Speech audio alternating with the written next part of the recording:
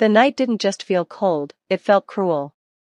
The kind of cold that bites straight through skin and bone, that steals breath and turns fear into something sharp and metallic on the tongue.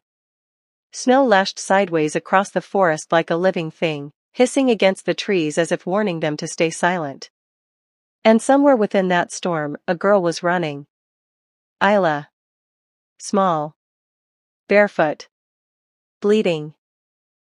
Her footprints vanished almost as soon as they formed, swallowed by the storm that refused to show her even the mercy of a trail.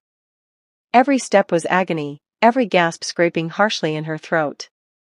Her breath fogged the air in quick, panicked bursts, drifting behind her like ghosts chasing after the only warmth she had left. She shouldn't still be alive. Not with the way her side burned, open, raw, where claws had raked across her ribs. Her fingers pressed desperately over the wound, but even her touch felt too sharp, too much. Blood warmed her palm for a moment before the wind froze it into a thin crust. Her knees buckled, but she forced herself forward, slipping, staggering, catching herself on snow that seemed eager to swallow her whole. Behind her, the forest glowed with cruel orange light, torches swaying between the trees. And laughter. Gods, that laughter. Not playful. Not harmless. Mean. Delighted. The kind of laughter that tells you the world enjoys watching you break. Her name was tossed between them like a joke carried on the wind. Ayla. Slow down. We're not done with you yet. Bet she's crying again. Pathetic little Omega. Tomorrow she'll embarrass herself in front of the whole court. Imagine Ayla singing the Luna hymn with that pathetic voice. Their voices sliced deeper than their claws ever could. Her breath trembled. Her vision blurred. The storm wasn't what blinded her. It was humiliation, and the memory of every year spent being the pack's favorite target. She had learned to stay quiet. I learned to swallow every insult. Learned to make herself small so she took up as little space in the world as possible. But tonight, they wanted more than tears. They wanted fear. They wanted entertainment. They wanted her to run. Her legs shook violently. The snow numbed her toes, turning each step into a gamble. Her lungs burned, her throat tight like someone's hand was around it. She slipped again, this time landing on her palms. The cold shocked her so hard she nearly choked on a breath. For a moment she stayed there, trembling on hands and knees, staring at the snow between her fingers. Her tears fell, hot, sharp, and disappeared instantly into the white. She felt it then. Pain. Shame. Something worse than either of those. The fear of dying unseen. Unheard. Unwanted. Again. But beneath that, something else stirred. A whisper. Faint. Familiar. Unwelcome. It curled in her chest like warm smoke trapped in two small lungs. Not now. Gods, no, not now. She clenched her jaw hard enough to make her teeth ache. Her fingers dug into the snow as if she could anchor herself to the earth. But the whisper inside her kept rising, fluttering like an ember trying to breathe in a storm. Power. That was the only word for it. And she hated it. I'm afraid of it. Begged it to stay quiet. Not now. Please, not now, she whispered into the storm, voice shaking so hard it barely belonged to her. A gust of wind answered, slamming through the trees and staggering her backward, as though the forest itself was reacting to her plea. Her heart hammered against her ribs, too fast, too loud, too alive. She wasn't sure if it was fear or that strange hum beginning to pulse beneath her skin. Then something glowed through the blinding snow. A shape.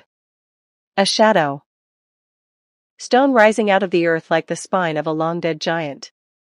She stumbled toward it, half falling against the frost-covered surface. Her hands pressed flat to the stone, and the cold shot straight through her skin. But she stayed there, hiding behind it, pressing herself into its shadow like a child begging for protection. She didn't know the stone was sacred. Didn't know it was older than her pack, older than the forest. Didn't know the symbols carved beneath the ice would respond to her touch. All she knew was she needed a place to breathe. Her pulse synced with something beneath her feet, something deep, ancient, humming like a heartbeat buried in the roots of the world. It frightened her more than the voices. Because the stone hummed back. The wind quieted. The laughter behind her echoed sharply, bouncing between the trees, growing closer. You think she'll cry when the king hears her sing? Or just faint? Bet he'll send her straight to the dungeons. Maybe she won't even show up. Omegas are good at running. Her eyes stung. Her fingers tightened against the stone. Her chest ached in that familiar, hollow way, the ache of being nothing in a world where wolves were born to be everything. Her breath hitched. Her heartbeat thudded so loudly she could hear it in her ears. But it wasn't just hers anymore. Something else beat her. Like the earth itself responding. Like a force waiting. Watching. She swallowed hard, tasting blood and snow. She wanted to scream. She wanted to disappear. She wanted to stand up, for once in her life, and not feel ashamed of existing. But instead, she stayed small. She stayed quiet. She pressed her forehead to the stone, letting her tears melt tiny paths down the ice. The torches moved closer. The forest grew brighter. The storm grew thinner, as if parting just to expose her. Her heart whispered one desperate truth. She didn't want to die tonight. She didn't want to be forgotten. She just wanted to be seen. And the stone beneath her seemed to pulse, answering that desire with a warmth she didn't understand. Her lips parted. A sound trembled at the edge of her throat, not quite a cry, not quite a breath, something in between. It frightened her. It felt like it didn't belong to her. It felt like something new. Something dangerous. Something older than her bloodline. She shut her eyes tightly. Not now, she whispered again, voice cracking. Please, not now. But the storm had already heard her. The earth had already felt her. And destiny had already shifted. Before we dive deeper into Ayla's fate, make sure you subscribe to Wild Moon Narrative, the home of haunting, heart-pounding werewolf tales. If you love stories of outcasts rising, hit subscribe, and let the moon guide you. The forest should have been roaring with wind. It should have been groaning beneath the storm, shaking its branches like warning hands. But instead, it stopped. Not gradually. Not softly. It stopped the way a heartbeat stops, sudden, unnatural, wrong. The snow still fell, but it no longer hissed across the trees. The wind still existed, but it no longer howled. Every sound Ayla expected, the rustle of branches, the distant crack of ice, even the mocking voices behind her, sank into an eerie hush so complete it made her chest tighten. Silence. Too thick. Too heavy. Too alive. Ayla's breath caught. Her fingers dug deeper into the frost-coated stone as if it might protect her from the stillness settling over the forest like a warning. Her heartbeat thumped hard, each pulse echoing painfully in the hollow cage of her ribs. Something was watching her. Not her bullies. Something else. The air shifted. No, it bristled. Then she heard it, a sound so low she felt it before she registered it. A growl. Deep. Resonant. Too large to belong to any normal wolf. It rolled across the snow like thunder crawling along the ground. Ayla's stomach twisted sharply, fear punching through her in a way the freezing wind never could. Her breath fled her throat, leaving her chest tight and hollow. Her body reacted before her mind could. She froze. Not from the cold, this time from instinct. From that primal, ancient part of her wolf that recognized a predator far bigger than the boys chasing her. Her eyes lifted toward the tree line. At first she saw nothing but shadows. Then the shadows shifted, breathed, and something stepped forward, tall enough that the branches bowed as it passed beneath them. A massive shape, half man, half wolf.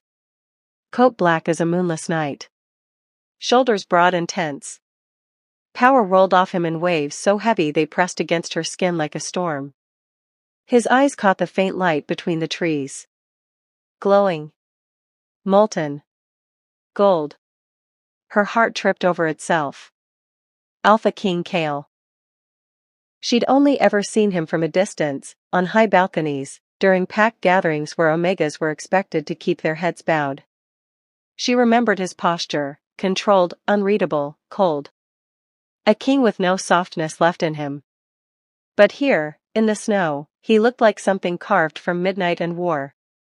Partially shifted, jagged claws, half-furred arms, his jaw sharp and animalistic. A man fighting his own wolf. A king barely holding himself together. He moved closer, each footstep slow, deliberate. The snow didn't crunch under him, it trembled. Ayla pressed herself tighter against the stone. Her breath shuddered. Fear clawed up her throat, but tangled in it was something else she couldn't name, something warm, confusing, impossible. His gaze locked onto her. Not the stone. Not the torches behind her. Her. His voice cut through the silence like a blade. Ayla. Stand up. She flinched so hard her fingers slipped against the icy surface. He knew her name. He said it like he'd said it 1,000 times before. But she had never spoken a word to him. Never been seen by him. Never even been close enough to hear his heartbeat, yet she felt like she could hear it now. How? Why? She couldn't force her legs to move. The cold pinned her down. The fear held her still. And something in his voice, commanding but not cruel, sent a trembling burn up her spine. His expression didn't soften, but something behind his eyes flickered. A crack in the mask. Not pity, not anger. Recognition? He approached her slowly, as if approaching a wounded animal that might bolt. Snow shifted around him like it feared touching him. Up close, she saw it. Scars. Dozens of them, crossing his arms, his collarbone, his temple. Marks of battles fought with monsters she couldn't imagine. He carried power like a weight he'd grown tired of bearing. And loneliness like a shadow behind his ribs. But none of that mattered when he stopped directly before her. He was enormous. Broad enough to block the storm. Warm enough that she felt heat radiating through the cold between them. Ayla swallowed hard. Her voice scraped out, small and broken. Why are you here? His answer was a low rumble, almost amused, almost irritated, entirely unreadable. I could ask you the same. She stiffened. His tone wasn't cruel, just pragmatic, sharp around the edges. But the edge of his presence pressed against her senses, heavy and overwhelming. Her bullies' torches flickered behind the trees, their voices muted by fear they didn't yet understand.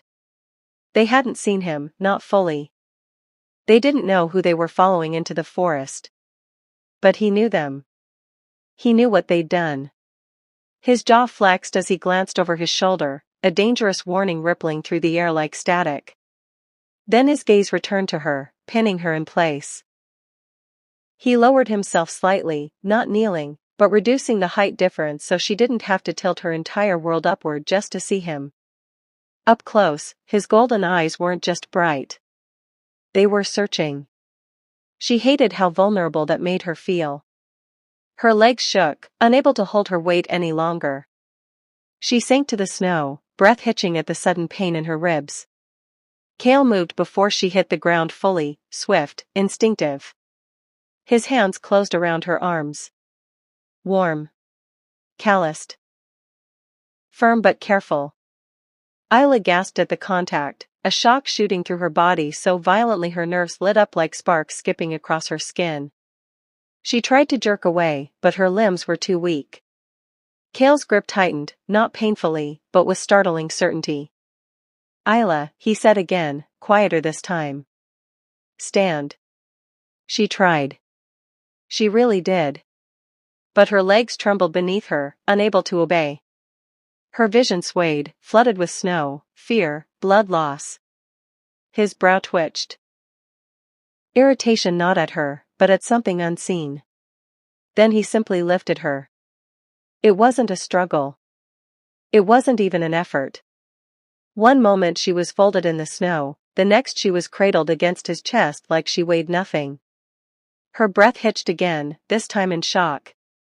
Heat poured from him, wrapping around her frozen limbs. His heartbeat thudded against her cheek, strong, steady, wild. And then she felt it. His wolf. Not just its presence. Its reaction. A jolt, raw, electric. Shot through Kael's body the moment he held her fully. His muscles tensed. His breath stilled. Something rippled through him so deeply his claws extended another fraction, digging into the fabric of his half-shifted hands. His chest rumbled, not in anger, but something almost like recognition. Almost like relief. Ayla felt it too. A pull. A warmth. A sense of stepping too close to something she'd been warned about her entire life. Confusion punched through her. Why him? Why now? Why her?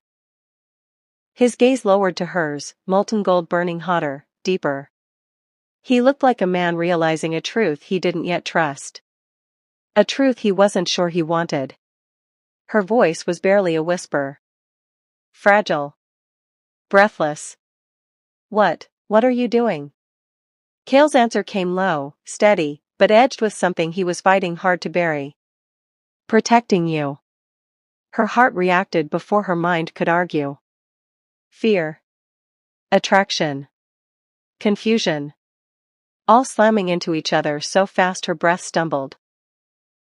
From the trees, her bully's laughter faltered. Kael turned just slightly, his body angling between her and the approaching torches. Not a gesture of kindness. A gesture of warning. Ayla's fingers curled involuntarily into his shirt, steadying herself as the world shifted around them. And for the first time in her life, someone stood between her and danger. Not as a shield she didn't deserve. Not as a savior she didn't ask for.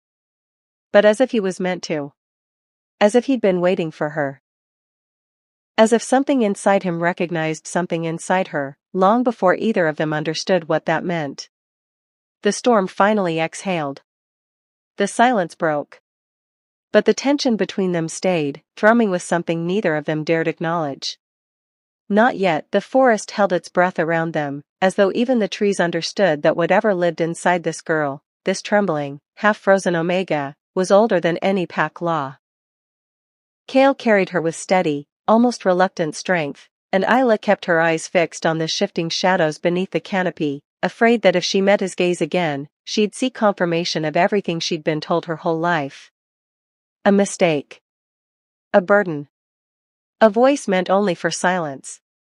Snow crunched underfoot as Kael slowed, giving her time to breathe, or maybe giving himself time to think. His wolf prowled close to the surface, restless, agitated, reacting to her presence in a way that unsettled even him. He didn't speak, didn't demand, didn't pry. He simply walked, until Ayla's trembling breath broke the hush. And that's where her story began to spill. Ayla had never meant to talk. She hated the sound of her own voice. But something about the cold, about the night, about the way Kael didn't look away from her pain, made the memories rise like bruises beneath the skin. She told him how the pack children used to circle her, hands over their ears, mimicking gagging sounds whenever she tried to speak. She told him how her voice cracked when she was nervous, how that single flaw became a joke that lasted years. At every Luna ceremony, when the pack lifted their voices to the moon, she was told to stand at the back, silent, unseen. She confessed that she believed them. Every word. She believed her voice was wrong. She believed she was wrong. Her throat tightened as she remembered the first time her voice had broken mid-song during training. The instructor sighed. The other Omegas laughed. A boy whispered, "Curseborn," and the name stuck like dirt that could never be washed away. She lived her entire life trying not to be heard. Kael said nothing, but his grip tightened around her legs, the slightest, silent promise that he heard every word. Ayla lowered her gaze, ashamed to have spoken at all. The truth she never told anyone came next, cautious, fragile, as though the wind might steal it if she spoke too loudly. There was a moment, one single moment, when she learned her voice was not just mockery's target. She had been alone in the training hall, sweeping floors after the others left. She'd been humming absent-mindedly, nothing more than a soft, comforting tune she remembered her mother singing on quiet nights. Then it happened. Silver light erupted from her chest like breath turning into stars. The air split, trembling with a frequency that didn't belong to the mortal world. The window shattered outward. The wolves in the yard fell into a sudden, eerie stillness. And the elders came running. Their faces twisted in fear. Not awe. Not curiosity. Fear. They dragged her before the council, demanding answers she didn't have. She tried to explain she hadn't meant to do anything, that she didn't know what she'd done. They didn't listen. They whispered words she didn't understand. Disturbing the veil. Moonsong interference. Inherited contamination. They banned her from the rituals that every wolf lived for. Banned her from singing altogether. Said her voice was too dangerous. Ayla's voice broke as she recalled the crackling energy, the way the world itself seemed to listen for her next breath.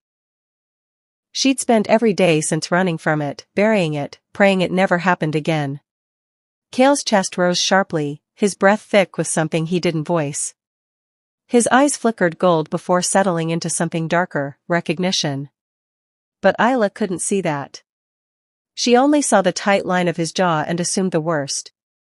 Pain traveled through her words like a ghost as she revealed the reason the pack had decided she was cursed long before she was old enough to speak. Her mother had been a stranger to the pack, arriving half-starved during a harsh winter. The wolves whispered that she carried forbidden blood. Some said she came from the mountains where the Moonsinger clan once lived. Others said she was the last remnant of a bloodline that should have died centuries ago. A clan born with voices that shaped reality. Singers who could call to the moon, to the spirits, to the veil between worlds. It made Ayla dangerous by association. Her mother died when Ayla was 8, too soon to explain anything. Too soon to teach her who she was. After that, the pack's tolerance evaporated. They kept her because they needed laborers, not because they valued her existence. She grew up believing her own blood was the reason everything fell apart. Believing that if she had never been born, her mother might have lived. Believing that silence was safer than truth. Her voice shook as she admitted that she never asked about her lineage again. She didn't want answers. She wanted to disappear. Kael stopped walking then, the motion so abrupt the wind itself seemed to freeze. His shoulders rose, tight as though holding back a growl. But Ayla misread it, shrinking inward. She didn't know his wolf was fighting to the surface, reacting not just with anger, but something far deeper, more instinctual, something he wasn't ready to name. He lowered her gently onto a fallen tree trunk, brushing snow away with his hand. Ayla kept her eyes on the ground, afraid of what she might see in his expression. But Kael wasn't disgusted. He was furious. Not at her, never at her. But at the pack that had twisted her story into shame. His fists curled. His jaw flexed. His eyes burned molten gold with each word she spoke, because he heard the truth she couldn't recognize, the truth her voice carried, even in its trembling. She wasn't weak. She wasn't cursed. She wasn't a mistake. She was a threat to those who feared power they couldn't control. Kael's wolf paced within him, restless and protective, clawing to be closer, to touch, to reassure, to claim. But he couldn't act on instinct. Not when she was this wounded, this uncertain, this breakable. Ayla finally dared a glance at him, misinterpreting the tension in his shoulders. He thinks I'm monstrous, she told herself. He thinks they were right. But Kael was thinking none of that. He was thinking. How could they not see her? How could they not hear her? How many lies had she been forced to swallow just to survive? And beneath all that, beneath the rage and the restraint, lived a single truth he didn't dare speak. Her voice did not disturb the veil. It called to it. The night deepened as Kael guided Ayla through the darkened forest, his steps steady, hers hesitant. Snow-laced branches whispered above them, shifting as though aware of the path he had chosen. Ayla didn't understand why he had brought her here, why he carried her past the borders she had never been allowed to cross. The forest felt alive in a way she had never sensed before, as though watching her with too many unseen eyes. The air grew warmer the deeper they walked, warmed not by weather but by something older, something humming beneath the surface. Ayla felt it vibrating beneath her skin, faint, familiar, terrifying. She clutched Kael's cloak as the sensation rippled through her chest. He didn't look back, but he felt it too. His wolf stirred against his ribs, pacing, snarling, reacting to her presence in ways he could no longer ignore. He pushed forward until the trees opened into a clearing so still, the night itself seemed suspended. Before them stood an ancient grove carved into a perfect circle. Every tree bore moon symbols etched deep into its bark. Some glowing faintly with silver light, some cracked by age. Moss-covered stones marked an altar at the center, framed by roots twisted upward like hands offering something to the sky. Ayla felt it instantly. A pull. Not gentle. Not kind. A claim. Her breath hitched as the grove vibrated with a low, harmonic frequency, almost like a voice trying to form itself out of moonlight and memory. Kael finally set her down, but he didn't step far. He watched her closely, the way a warrior watches a battlefield he doesn't yet understand. His eyes never left her face, not even when the wind rose and the trees leaned inward, creaking like ancient throats relearning how to speak. Ayla wrapped her arms around herself. Why? Why did you bring me here? Kael didn't answer immediately. He was struggling, with instinct, with dread, with something older than either. You need to see, he murmured, voice low, roughened with tension. You deserve to know. The ground beneath her feet pulsed. Once. Twice. A steady thrum, like a heart buried deep inside the earth. Ayla staggered, grabbing a nearby tree for balance as the vibration rose through her bones.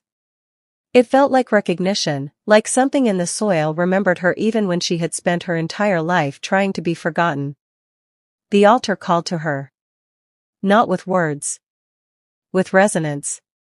Silver light seeped between the roots wrapped around the stone slab. The air tasted metallic, ancient, electric. Ayla's pulse raced, fighting the magnetic pull, resisting the urge to step closer. She didn't trust this place. She didn't trust herself. But the grove had already chosen her. Kael sensed her fear and moved a fraction closer, his voice softening with something he almost never allowed himself to show, caution laced with concern. Ayla, don't be afraid of it. She shook her head. I don't know what it is. Kael's jaw tightened. He could have lied. He could have shielded her. But the forest was done with secrets.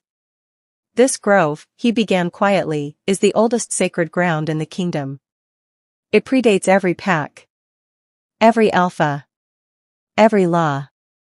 Only one bloodline could awaken it. Ayla's stomach dropped. She knew what he was implying. She wished she didn't. No, she whispered. My blood isn't, my mother was just. Kael stepped closer, the tension in his voice no longer hidden. Your mother wasn't just anything. She carried a lineage buried for centuries. The grove recognizes what you've tried to bury. A low hum deepened beneath the earth. Alya's breath hitched. Something inside her, something she had fought all her life, rose like a tide, pulling her toward the altar with slow, unrelenting power. She tried to dig her heels into the snow, but her body moved anyway, guided by instinct older than her name. Kael reached out, but stopped himself just before touching her. His restraint sent a tremor through him. His wolf wanted contact. I wanted closeness. I wanted the truth. But Kael held back.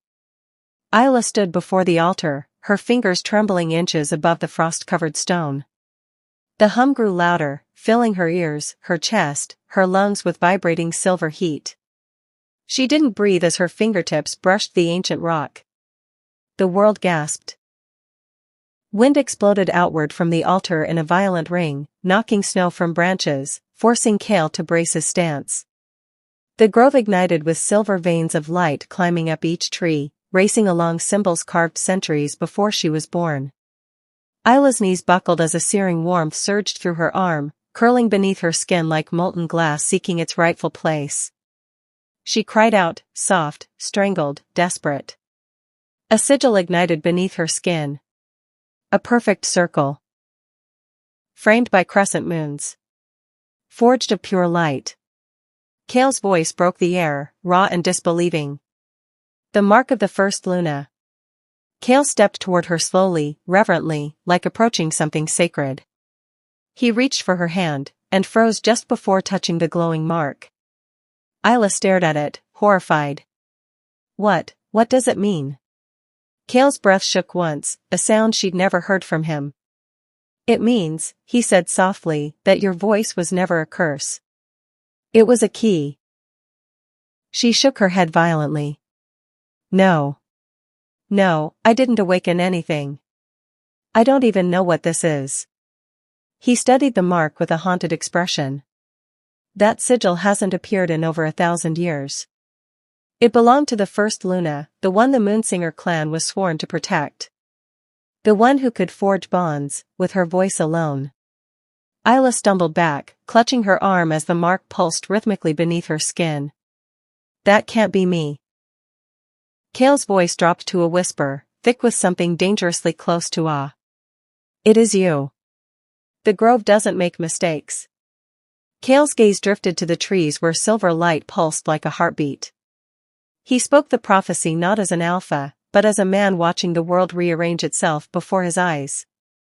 When the voice of the forgotten rises, and the moon's true mark awakens, the true alpha's bond shall answer, and the kingdom will kneel or burn. The words hovered in the cold air, echoing off the stones, heavy with consequence. Ayla felt the weight of them drop onto her shoulders like a cloak she was never meant to wear. She swallowed hard. The true alpha's bond. Kael, what does that mean? He didn't answer. He couldn't. His silence spoke louder than any truth he refused to voice. Because his wolf already knew. The pulse in Ayla's skin matched the wild, erratic thrum of his own heart.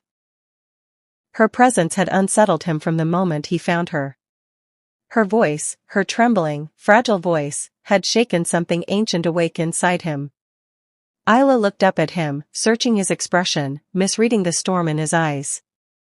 You're afraid, she whispered. Kael didn't deny it. He was terrified.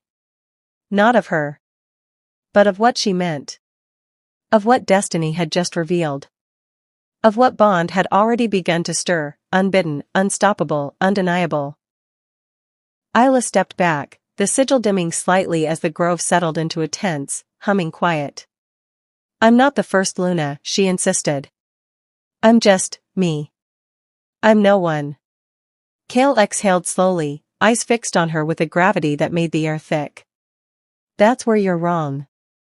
He didn't step closer. Didn't touch her. Didn't claim what his wolf already recognized. But his voice, low, reverent, shaken, carried the truth she wasn't ready to hear. You were never no one, Ayla. The prophecy awakened for you. If you'd like, I can continue with. The palace rose like a dark monolith against the night sky, its towers gleaming under the moon's pale glow. Ayla hesitated at the bottom of the marble steps, her breath sticking in her chest as every instinct screamed at her to turn back. She didn't belong here. She had been reminded of that fact every day of her life. But Kael, towering beside her, gave no sign of stopping. His jaw was set, his posture rigid, his presence a shield she wasn't sure she deserved. Snow slid off his shoulders in quiet drifts as he examined the crowd waiting inside the open doors. The air changed the moment they crossed the threshold. Heat hit her face, thick with perfume, incense, and something older, power. The hall was already full. Nobles arranged in clusters around long tables looked up as the Alpha King entered, and every conversation froze. But it wasn't Kael they stared at. It was her. Ayla felt the weight of 100 eyes slide over her like knives. Their expressions weren't shy about contempt. Omegas whispered behind their hands, suppressing laughter. Warriors narrowed their eyes, suspicious. Elders exchanged looks so sharp they felt like judgments made long before her birth. Someone snickered under their breath. Another elbowed his partner, pointing. A woman's voice rose above the crowd, laced with poison. Is that the stray he picked up from the forest?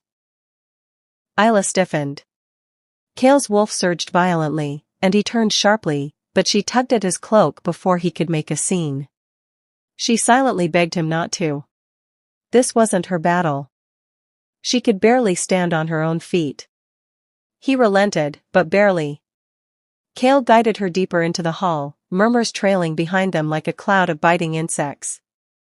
Ayla kept her gaze low, focusing on the mosaic floor to avoid seeing the laughter etched into every noble face. When they reached the grand hall center, the court council rose from their seats. Elder Thamer, a man whose glare could sour milk, folded his arms. His voice boomed with dissatisfaction.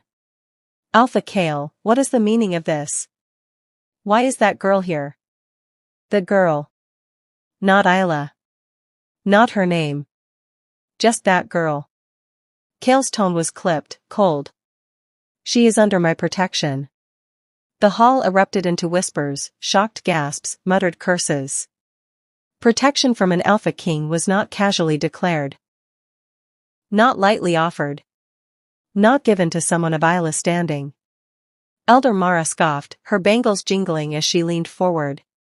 She is barely fit to stand in the servants' corridor, let alone our sacred hall. Ayla flinched. Kael didn't. His voice sliced through the air. She stands where I say she stands. A pin could have dropped and been heard in that silence. But the moment shattered when two familiar figures pushed toward the front. Her tormentors, Lisa and Bren, the ones who had chased her through the forest earlier that night. Their smiles were too wide. Too deliberate. Alpha Kael, Lisa purred, falsely sweet. If the girl is under your protection, shouldn't she offer something of value to the evening? Bren nodded eagerly. A performance perhaps? There were chuckles from the nobles. A flash of dread tightened Ayla's ribcage. Lisa clasped her hands dramatically. Oh. I know. She can sing for us. The laughter erupted louder this time. Ayla's heart stopped. Every muscle locked. Bren leaned in with mock innocence. The Luna hymn would be perfect. It is a night of tradition, after all. The crowd ate it up. A chorus of yes rose from the tables. Someone shouted, "Let the little Omega sing." Ayla's throat closed. Her breath hitched painfully. She shook her head, barely able to whisper, "Kael, no." Kael's entire posture changed in an instant. His shoulders squared, eyes narrowing with lethal intent. The wolf in him clawed upward, reacting to her fear with a ferocity that sent several nobles stumbling back. That is enough, he warned, voice thick with the threat beneath it. She is not your entertainment. But the elder stepped forward, sensing an opportunity to test him. Elder Thamer sneered. Why deny us? If she is worthy of standing at your side, surely she can handle a simple tradition. Elder Mara smirked at Ayla. Let the girl try. The trap snapped shut with those 4 words. Kael inhaled sharply. His fists clenched hard enough that the muscles in his forearms trembled. Every instinct pushed him to drag Ayla out, to snarl at them all, to swear bloodshed. But he was a king, bound by a council watching his every move, hungry for weakness. Ayla lifted her chin, not out of courage, but because if she didn't, her tears would spill. She forced herself to step forward. "I can try," she whispered, voice barely audible. The hall was still. Even Kael froze. Her eyes glistened in the firelight, not with surrender, but with something deeper. A quiet defiance. A silent refusal to break again in front of people who wanted nothing more. And it shook Kael to his core.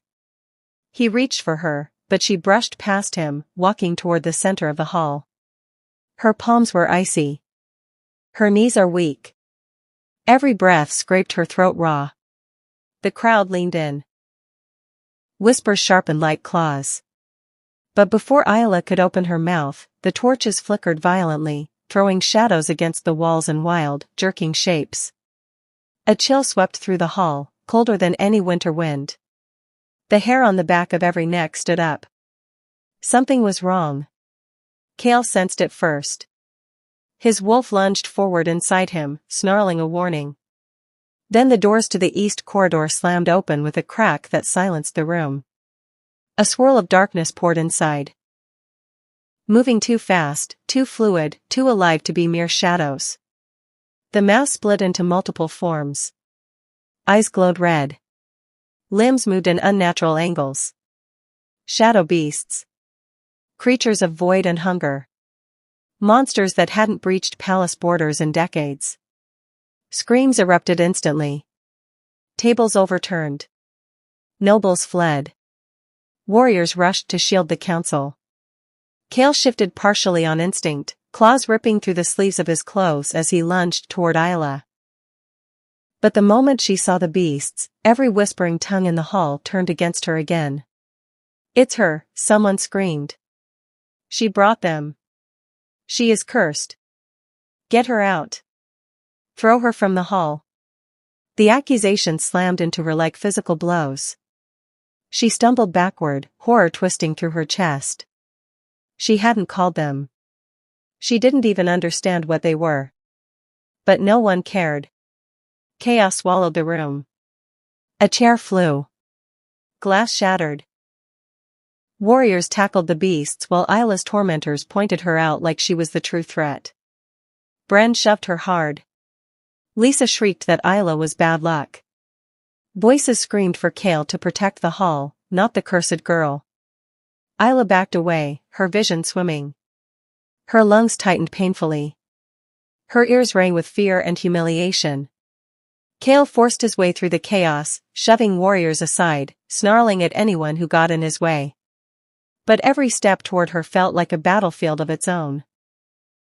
"Ayla," he roared. But she was already fading, retreating to the edge of the hall as if trying to shrink out of existence.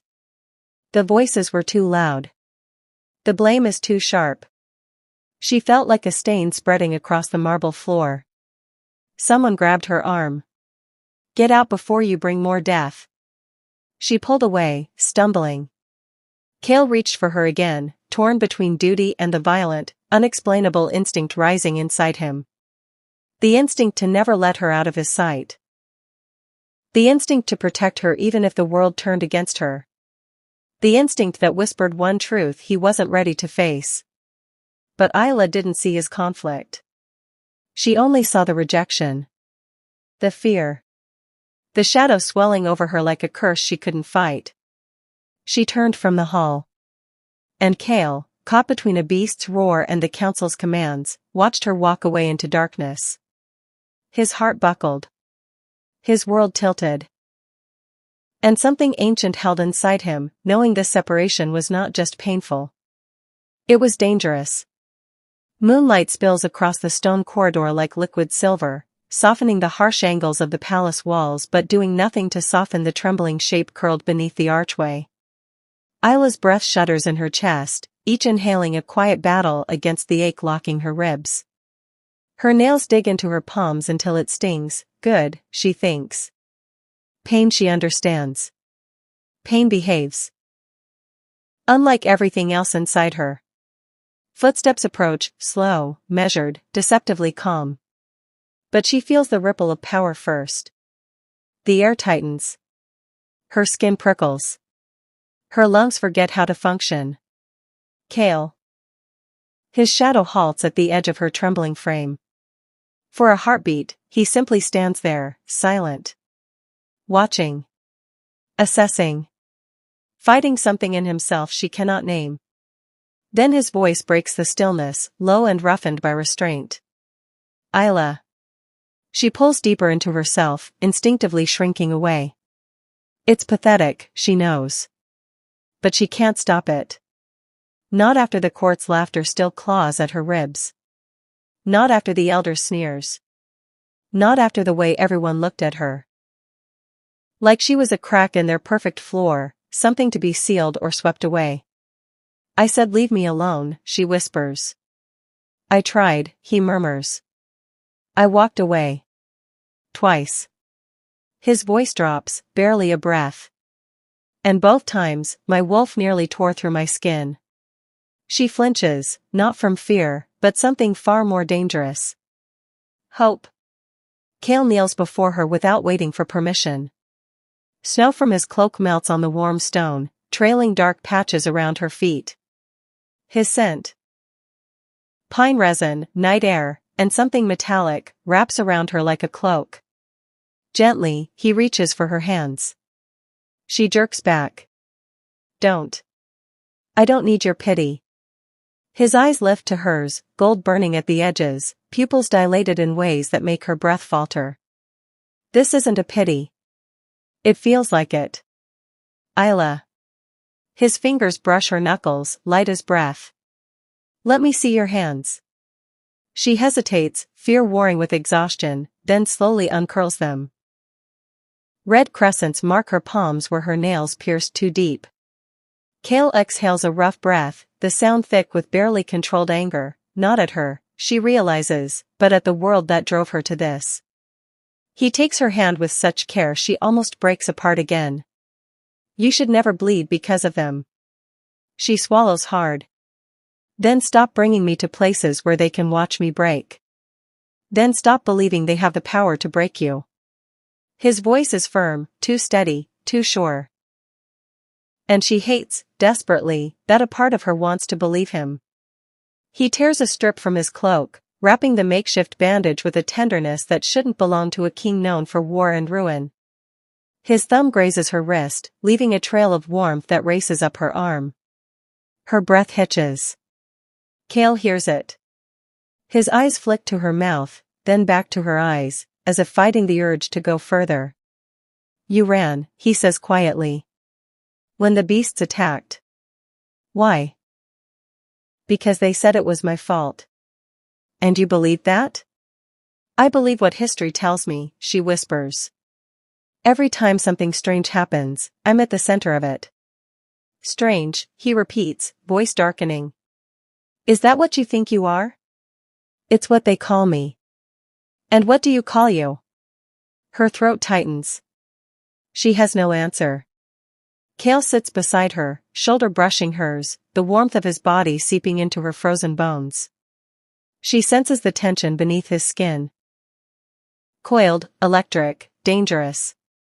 But none of it is aimed at her. Ayla. His voice softens. When you almost sang. I felt the air change. That's not good, she whispers. It is for me. She turns her head sharply, confusion etched across her features. Kael continues, voice low, intimate, as though confessing something he's denied even to himself. My wolf recognized something in your voice, before you even made a sound. That makes no sense. Nothing about this makes sense, he murmurs. But it's real. She shakes her head, hugging her knees to her chest. You don't understand. When I sing, I hear things. His gaze sharpens. What things?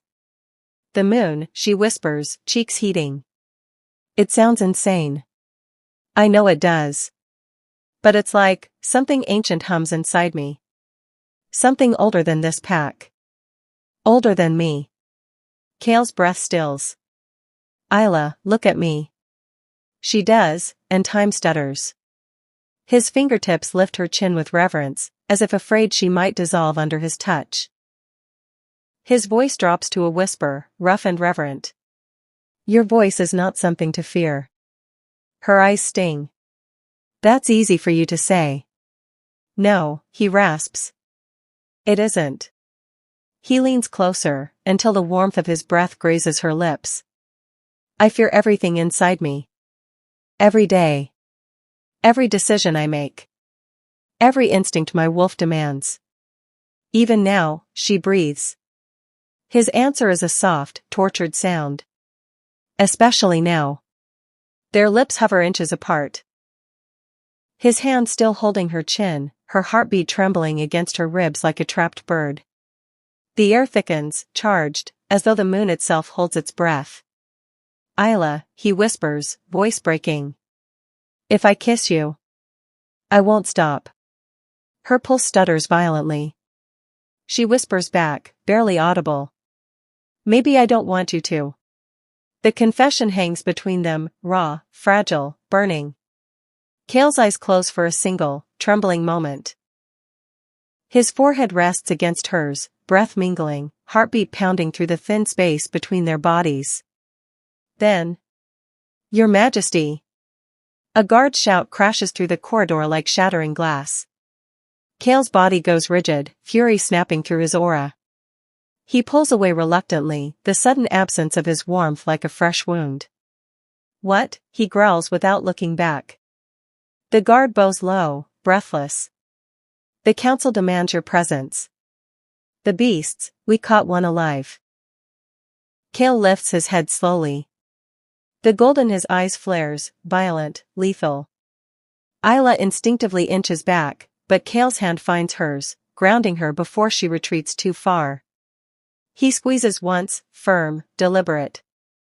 A silent promise. I will return, he tells her, the voice of iron and fire. She wants to ask why he speaks to her like she matters. Why does he look at her as though she is the answer to a question he has chased through war and death? Why does his touch feel like fate instead of an accident?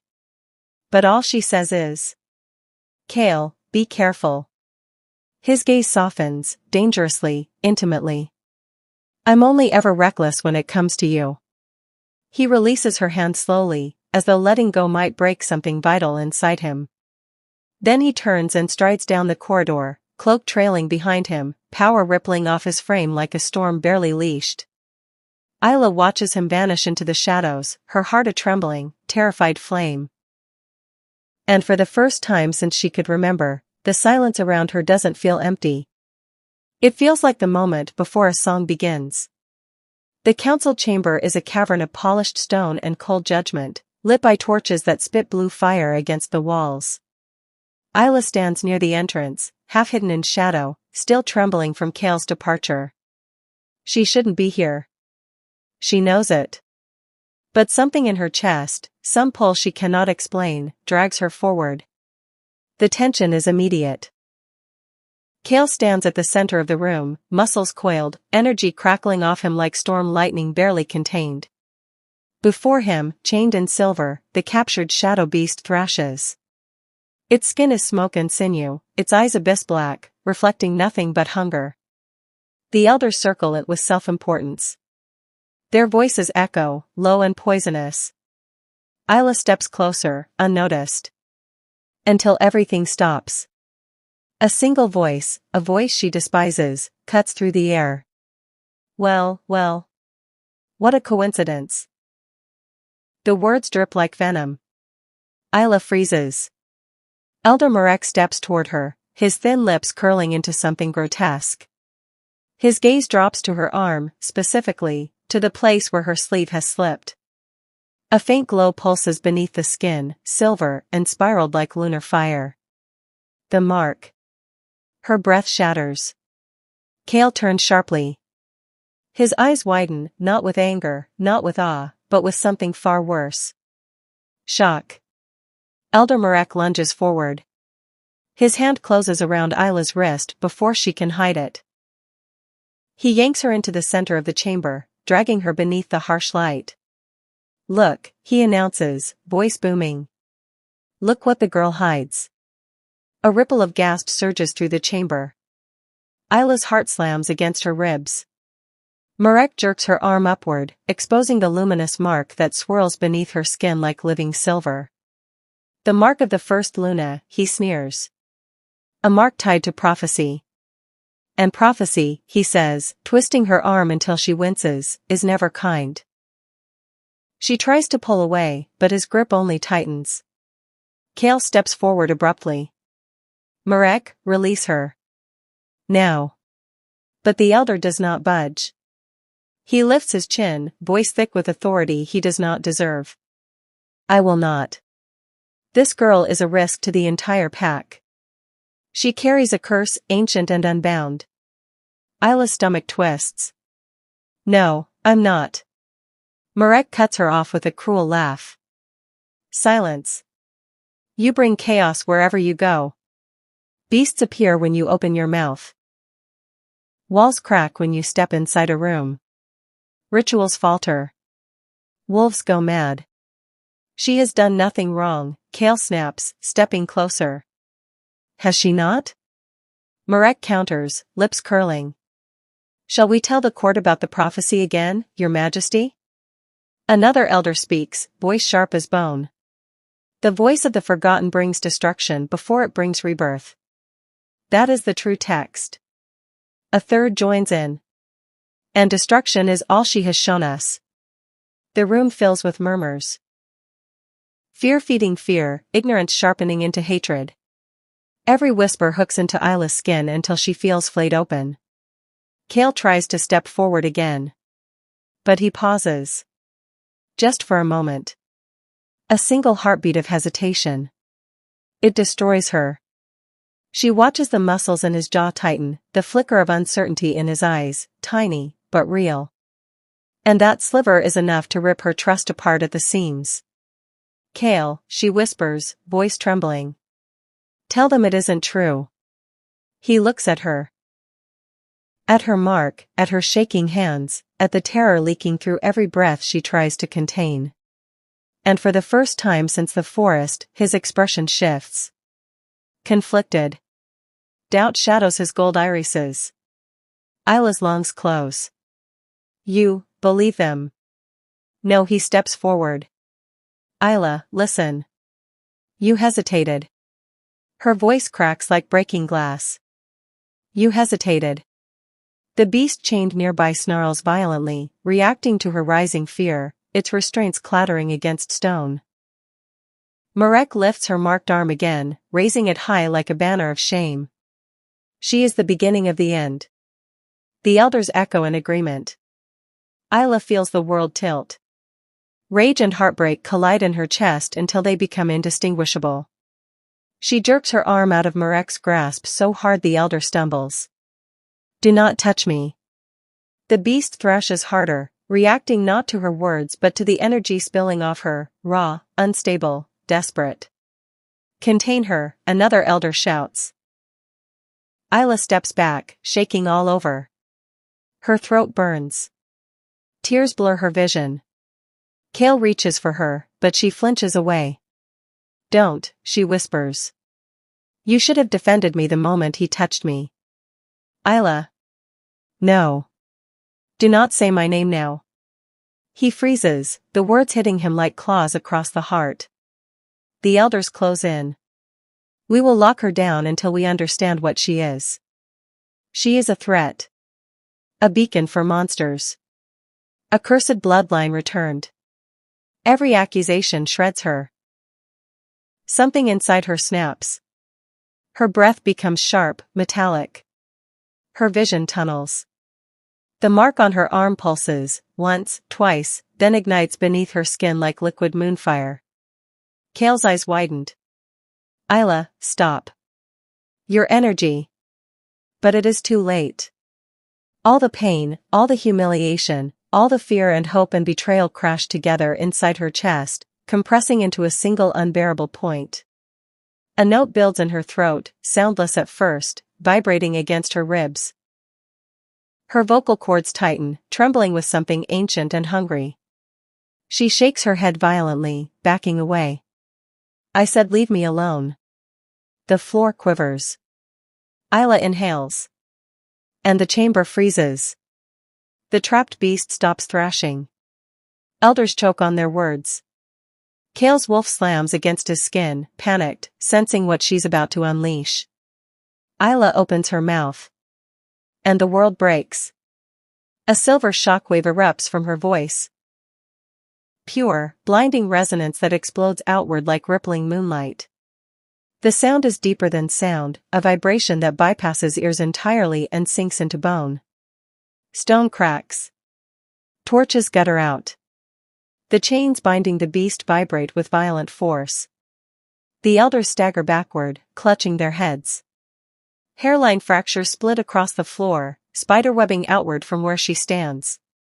Kael tries to reach her through the blast, but the force drives him to his knees. Ayla! He shouts, but his voice is swallowed by the rising hum pouring from her. She stands in the eye of the devastation, trembling, glowing, eyes wide with horror at what she is doing, yet unable to stop. Moonsilver spirals race up her neck, across her jaw, illuminating her skin like carved sigils. The prophecy's forgotten power awakened. Her voice rises in pitch, cracking open the walls, shaking dust from the ceiling. The entire palace trembles as though bowing to something older than the throne itself.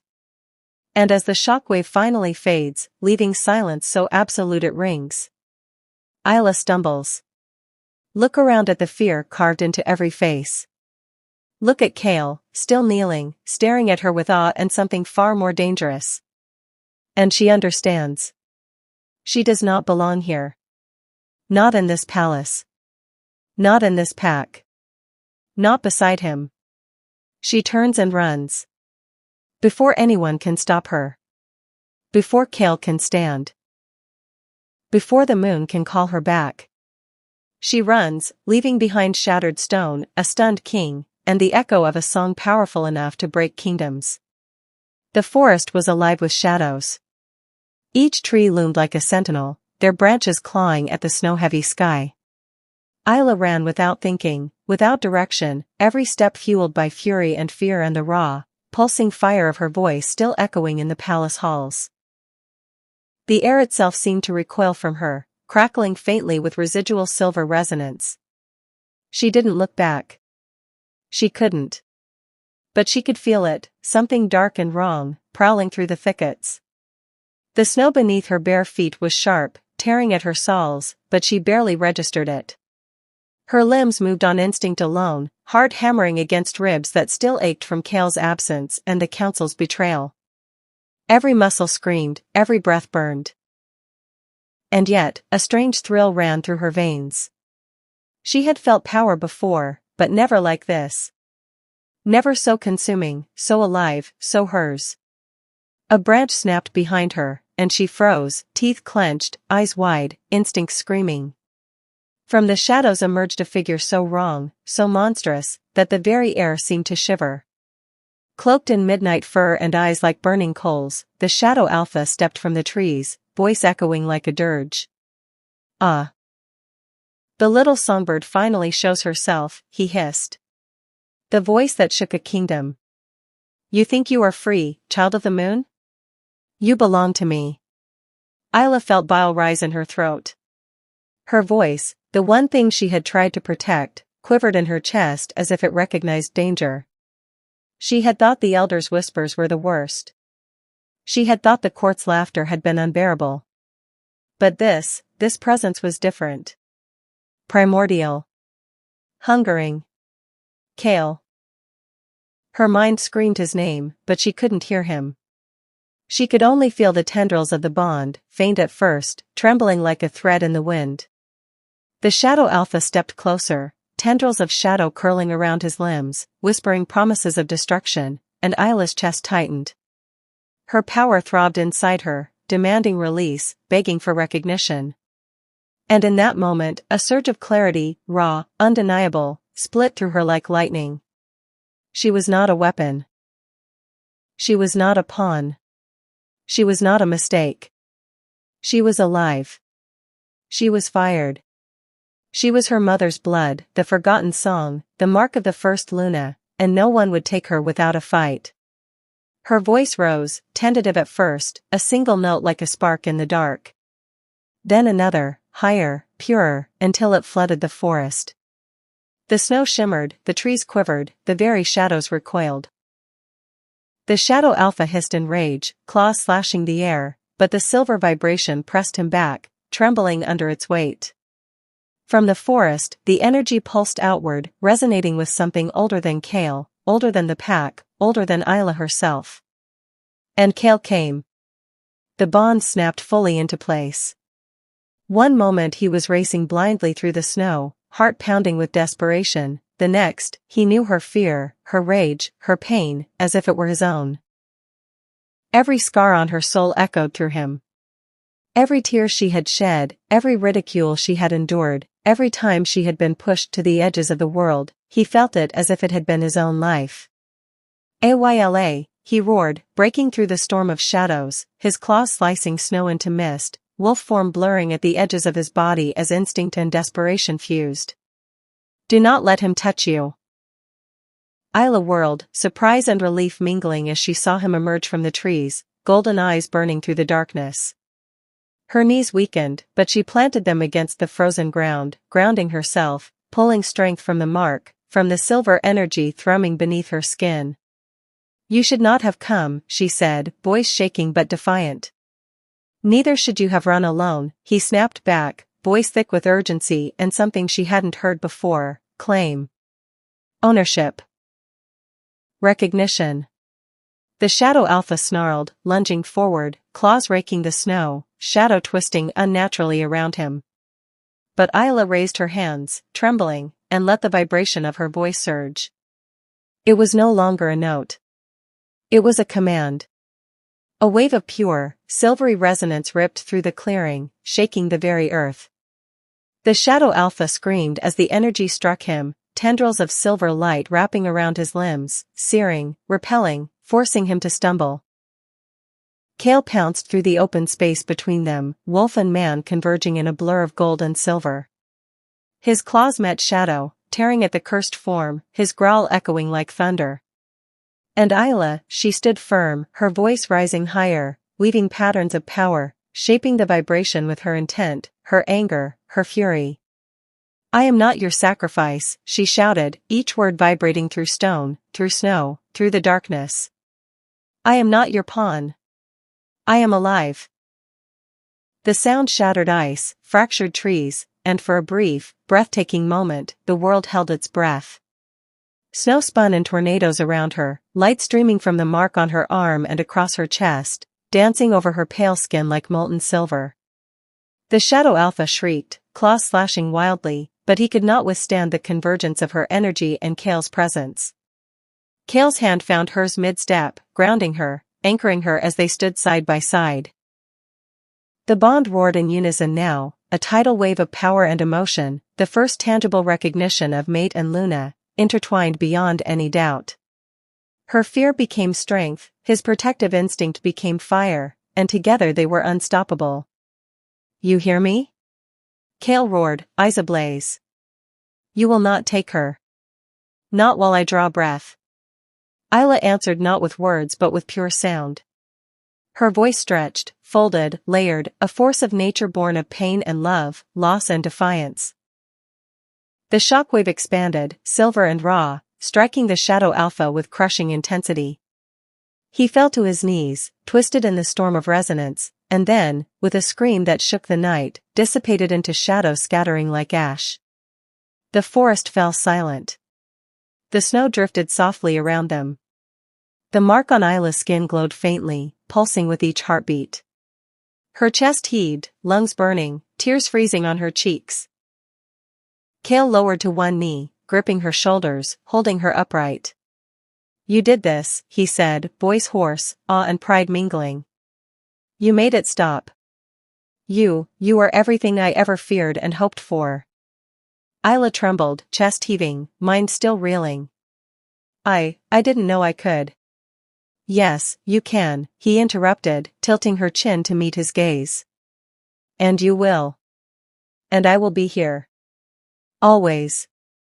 The world was quiet around them. No counsel. No mockery. no elders. Only the pulse of snow beneath the moonlight, the scent of pine and iron, the echo of power humming faintly through the clearing. And for the first time Ayla felt it, her strength. Her voice. Her claim. The truth of who she was, undeniable, unshakable, alive. Kael's hand slid into hers fully, fingers threading with hers, grounding her in a reality that had been uncertain for so long. "Do you understand now?" he whispered, almost afraid to break the spell. "You are not a mistake. You are not a curse. You are the beginning of everything." Ayla nodded slowly, the tremor in her limbs giving way to a slow, burning confidence. I am not your sacrifice." "No," Kael said, eyes flashing gold and molten fire. "You are my mate. And together, we are unstoppable." Snow swirled around them. The moon gleamed high above. And in that frozen, sacred forest, two souls, shattered, scarred, and burning with newfound power, stood side by side, unbroken, unyielding, victorious. Ayla had claimed her power. Kael had claimed his bond. And the world would never be the same. "If you want, I can continue next with." The courtyard is hushed. Too hushed. Snow crunches softly beneath boots that don't move. Torches flicker, casting long shadows across faces frozen with awe, fear, disbelief. Every eye is fixed on Ayla, and for the first time in her life, she feels the weight, not of ridicule, not of mockery, but of power. Raw, undeniable, divine. The crowd kneels before her. Nobles, elders, warriors, everyone who once called her weak, cursed, unworthy, bows as though recognizing something older, greater, unstoppable. Even the wind seems to pause, carrying the scent of pine and frost, humming faintly with the vibrations of her still-rising power. Ayla's chest heaves. Her voice had shattered stone, repelled darkness, and claimed a mate. Yet, in this moment, standing above those who had tried to crush her, she does not feel victorious. She feels every wound they inflicted, every sneer, every whispered word, every isolation, sharp against her ribs. Sharp, yes, but also a pulse. A pulse that tells her she has survived, and that she is far stronger than any of them ever imagined. Kael steps forward, body tense, eyes molten gold and filled with something she cannot yet name, something like devotion, like awe, like danger wrapped in warmth. His hand reaches for hers. And she flinches. The gesture is meant to comfort, meant to claim, meant to anchor her to something solid in a world that has always been unsteady. But the memory of betrayal, of hesitation. The moment he had not acted fast enough in the chamber, the split second that nearly shattered her trust, burns like ice and fire together. She steps back, keeping a distance that feels both protective and defiant. "Now you want me," she whispers, voice trembling but sharp, carrying through the courtyard like the tip of a blade. "After breaking me? After letting them try to destroy me?" Her words hang in the cold air, a mirror of every wound she has endured, every humiliation she has swallowed, every time she was told she was too dangerous, too weak, too broken. Kael falters under her gaze, golden eyes widening, jaw tightening. He opens his mouth to answer, but no words are enough, not yet. Not when the echo of her pain, her fury, her defiance, reverberates across the square like an anthem. The crowd shifts uneasily, whispers curling like smoke into the night. They can feel the tension between them, mate bond, promise, unspoken claim, but it is Ayla's voice that dominates the space, bending light and air, wielding power as both shield and weapon. And then she lifts her hands.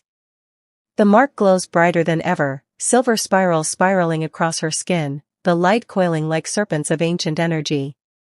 The villain who had lingered in shadows, the one who had sought to consume her voice, twisted into destruction, steps forward, claws and teeth bared.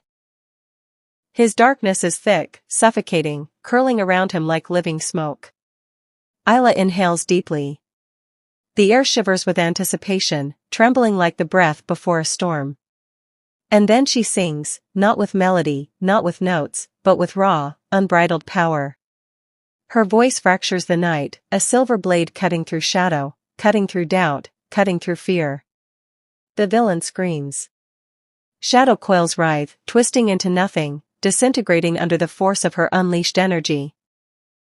One moment he is there, cloaked in menace, the next, ash and wind and whispers of nothingness. The courtyard trembles, and even Kael stumbles back slightly under the reverberation, but he steadies himself instantly, eyes never leaving hers. Ayla's chest heaves, her throat raw, yet every note she channels feels alive, sacred, and full of reclamation. She is no one's weapon, no one's sacrifice. She is the first Luna reborn, the voice of a prophecy that was never meant to curse, but to awaken, to illuminate, to claim what is hers. The crowd watches, frozen, some trembling, some awestruck, some fearing what they do not understand. And Kael steps forward now, breaking his own restraint, crossing the final distance between them. He kneels slightly, not out of subservience but in acknowledgement, in recognition, in awe of the power she has claimed.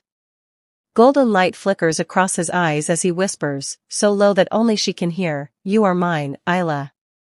Always mine." Her body shivers, not from cold but from the weight of truth, from the depth of recognition, from the first real touch of belonging. The crowd exhales in a collective, trembling sound.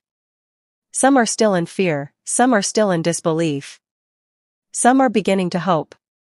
And then she speaks, not to them, not to Kael, but to the world. Her voice a weapon, a declaration, a command. I am not your sacrifice. I am not your pawn. I am the storm you cannot contain. I am the song you cannot silence. The energy pulses outward again, gentle but undeniable this time, washing over the snow, brushing the trees, wrapping the courtyard in silver light that hums like life itself.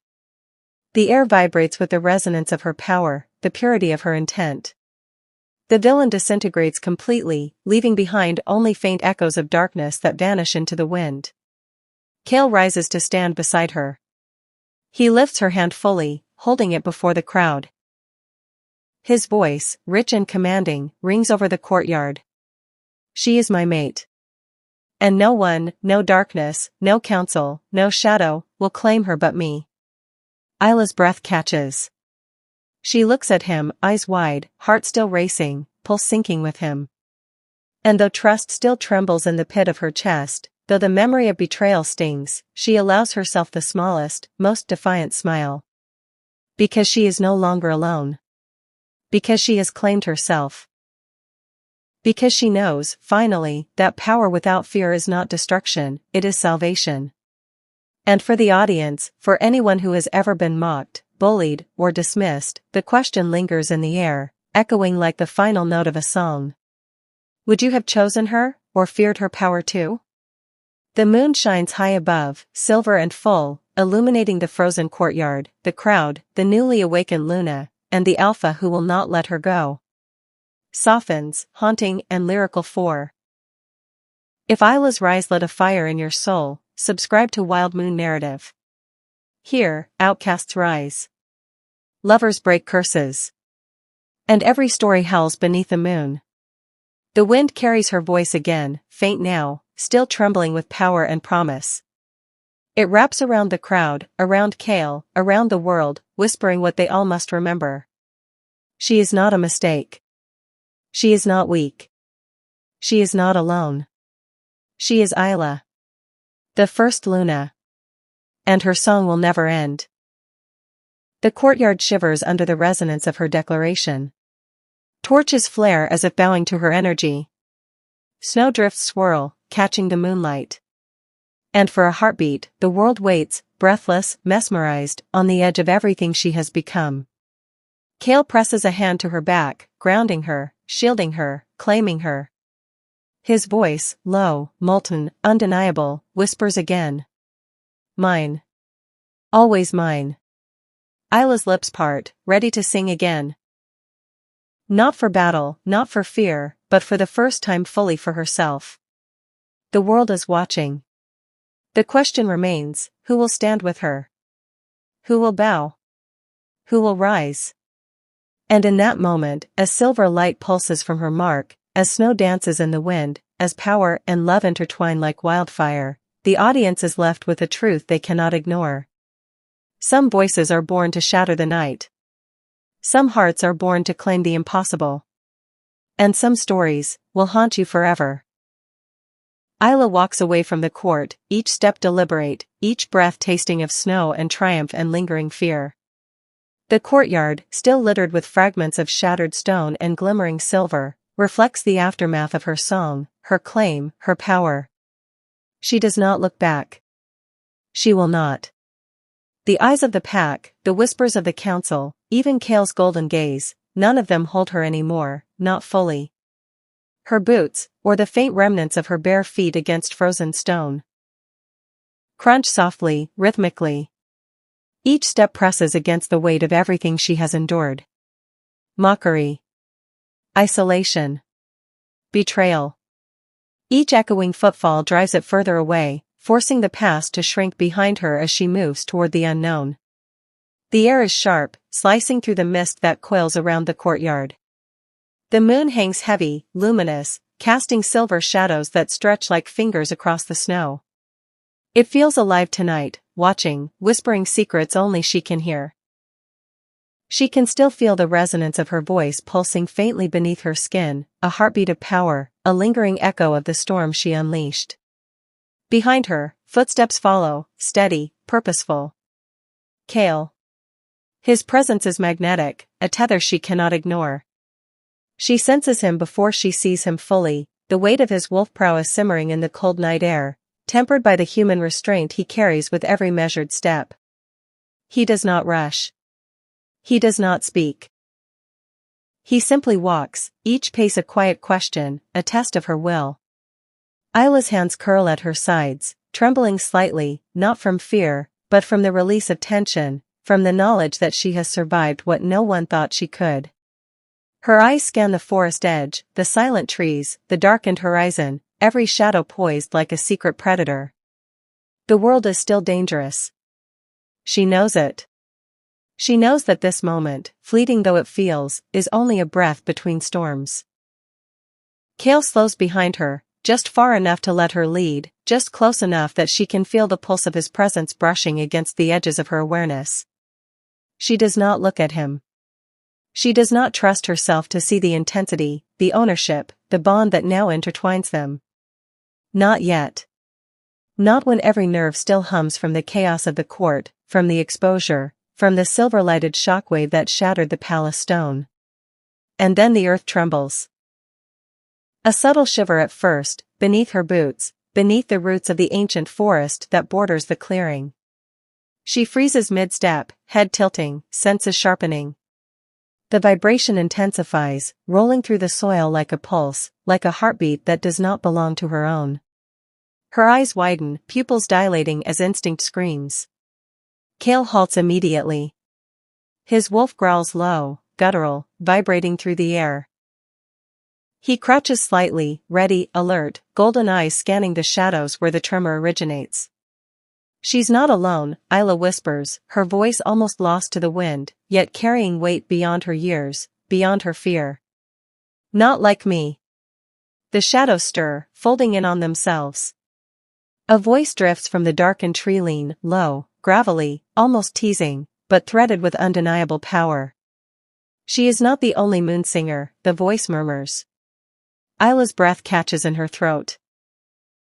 Her heart hammers, a mix of awe, dread, and an unnameable hope. Her hand hovers near the mark, glowing faintly beneath her sleeve. The pulse beneath her skin quickens. Something ancient is awakening, something older than the prophecy she barely understands. Kael stiffens beside her, sensing it before she does fully. His gaze narrows, scanning the darkness for movement, for intent, for threat. He reaches out, just enough to brush her shoulder, grounding her. But she barely notices, consumed by the electric tension of what the voice implies. The others have awakened, it continues, whispering like wind through hollow trees. And they have come for what was always theirs. Ayla swallows hard, pulse rattling through her veins. She steps forward, each motion deliberate but cautious, feeling the stirrings of a new current in the forest, a shifting energy that presses against her senses. The silver light beneath her skin responds subtly, faint spirals of illumination dancing like restless spirits across her arms and neck. Her mind races. Moonsingers. Others. She had thought she was alone. She had thought her voice, her song, her power, was singular, a lonely flame in a cold, indifferent world. But now the possibility that others exist, others like her, carries a thrill deeper than any fear. They are allies, or rivals. Friends, or foes. She does not yet know. Kael's voice cuts through her thoughts, low, controlled, but edged with warning. Whatever comes, we face it together, Ayla. You and I. She does not respond immediately. Her gaze fixes on the darkness ahead, searching for movement, for a signal, for the truth of the whisper. But it remains shrouded, teasing, almost playful in its mystery. The forest seems alive in anticipation, the snow shifting in patterns she cannot yet interpret, the trees swaying though no wind blows. A faint rustle to her left, a shadow moving just beyond the moonlight, makes her flinch. Her hand instinctively rises to the mark, feeling the pulse of ancient energy thrum beneath her fingertips. Kael mirrors the motion, wolf instincts flaring, tension rolling off him in waves. The whisper comes again, faint now, almost melodic, carried on the icy wind. They have awakened, and the song has only begun. Ayla swallows, lips parted, frozen between fear and fascination. Her chest rises and falls rapidly, the air crisp in her lungs. She feels the power that claimed her in the court still humming, still alive, still hers, but something new stirs beneath it, deep and unknown, calling across distance, across shadows, across time. Kael takes a step forward, firm, commanding, protective, but she does not move toward him. She does not yet trust the warmth of certainty. Her hands curl, unclenching and clenching, trembling with anticipation. You hear that? Kael asks softly, barely above the wind. Do you understand what it means? She does not answer. Her eyes sweep the horizon, past trees, past snow, past shadow. The whisper fades as mysteriously as it came, leaving a silence that is heavier than any noise, pregnant with implication, with promise, with danger. Her chest quivers. The silver in her veins seems to respond, tiny sparks dancing across the surface of her skin. Her voice, her song, is no longer just a weapon, or a shield, or a claim. It is a summons. A warning. A herald of what is yet to come. Kael steps closer, hand brushing hers again, and she flinches only slightly, letting him anchor her just enough. His presence is steady, unwavering, molten in its intensity. His wolf growls softly under the skin, sensing currents she cannot yet see, threads of fate wrapping tighter around them both. They are coming, she whispers to herself, almost involuntarily. The others, like me. Kael nods, gold eyes flashing with fire and resolve. Then we prepare. Together. The forest shifts subtly. Snow falls heavier, swirling in patterns unnatural yet mesmerizing, as if the earth itself responds to her awareness. The shadows stretch. The wind carries the remnants of the whispered message, tantalizing, unfinished. She is not the only moonsinger, and the others have awakened. Ayla steps forward, finally moving past the hesitation, past the fear, past the old scars that told her she could never belong. Each step feels lighter than before, yet charged, deliberate, prophetic. The energy beneath her skin pulses with a heartbeat of its own. Kael matches her pace, side by side, wolf instincts guiding, human instincts protecting. Their bond resonates stronger than ever, a tether that no shadow, no prophecy, no darkness can sever. The snow swirls more violently. The wind hums. Something stirs just beyond the tree line, unseen, immense, yet undeniably real. Ayla's lips part slightly, and she whispers, not for the crowd, not for the court, not even fully for Kael, but for herself, for the song that still resonates in her bones. This isn't over. And as her words fade into the icy air, the shadows shift, revealing nothing, yet promising everything. The world holds its breath. The screen of night closes in, black as onyx, leaving only the echo of her power, the pulse of the moon, and the whisper of voices yet to be revealed. The story is far from finished. The moonsingers are awakening. The song continues. And Ayla is ready. The snow had settled, quiet now, soft and serene, a stark contrast to the chaos of the night. Ayla stood at the edge of the forest clearing, silver light from her mark pulsing faintly, a reminder of the power she had claimed. Not as a weapon, not as a pawn, but as herself. She breathed deeply, tasting freedom, tasting victory, tasting the truth she had fought so hard to reach. Kael stepped beside her, golden eyes softened with awe and devotion. He did not speak immediately, but his presence said everything. The bond between them throbbed with life, unbroken, undeniable, a tether forged through trial, fire, and silver resonance. For the first time, Ayla allowed herself to lean into it, to let the weight of being understood and protected settle around her. The council, the court, the pack, they had all witnessed her rise. Some bowed in fear, some in awe, some in hope. The laughter and ridicule of her past were replaced by respect, even if hesitant. She had survived their judgment, their betrayal, and had claimed her voice and her destiny. The Shadow Alpha and the forces of darkness had been repelled, disintegrating under her power and the combined strength of her mate bond with Kael. Yet the whisper of prophecy lingered in the wind, a reminder that the world was larger, the forces older, the moonsingers not alone.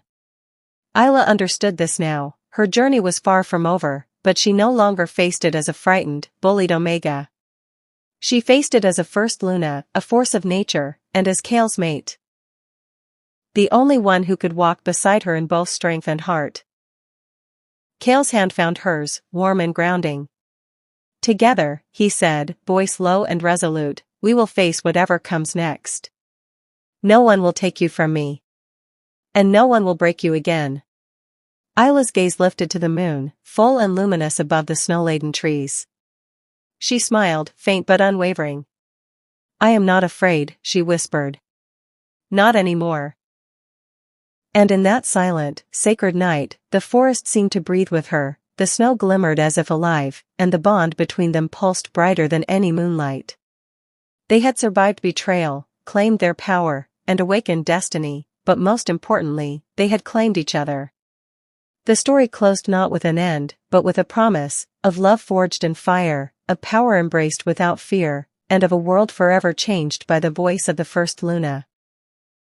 Ayla took Kael's hand, stepping forward into the unknown, into the new dawn, and into a future that she would shape with her song, her strength, and the love that could never be broken.